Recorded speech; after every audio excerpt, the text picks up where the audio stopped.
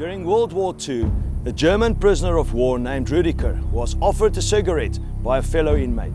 He had no way of lighting that cigarette and had to come up with a very innovative way to light a fire. That is known as the Rudiger fire roll today, and I'm going to show you how it's done. The original Rudiger fire roll was made using cotton wool, some wood ash from an old burned out fire, and 2 planks for compression.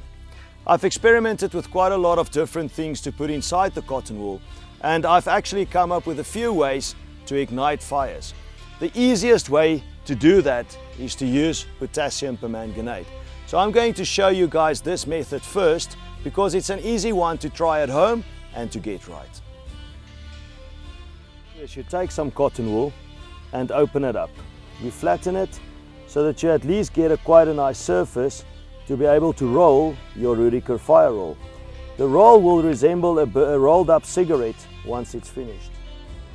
Now all you do is I'm going to divide this one in half to show you guys the other method using wood ash when we've finished with this easier method.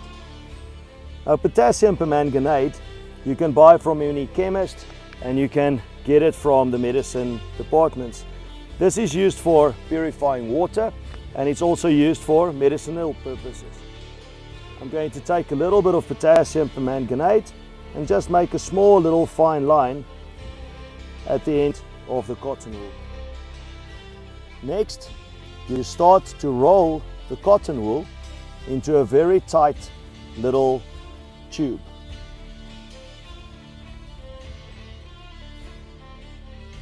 In your hands, just roll it tightly in one direction so that it can just seal and become quite a firm little roll. Next, you take your other piece of wood, put it on top, and the motion is going to be quite gently rolling it. Once you have compressed your little Rudiger roll nicely, you take your other plank, put it on top, and start rolling it between the 2 planks. If you apply enough downwards pressure and do this constantly enough, you will get an ignition and your tinder will start to glow.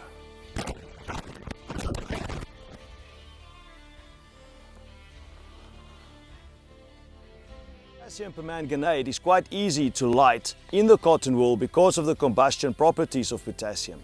Unfortunately, Rudiger did not have that available and all he had was wood ash from a previous fire. To ignite it with wood ash requires a little bit more elbow grease, but we're going to show you how.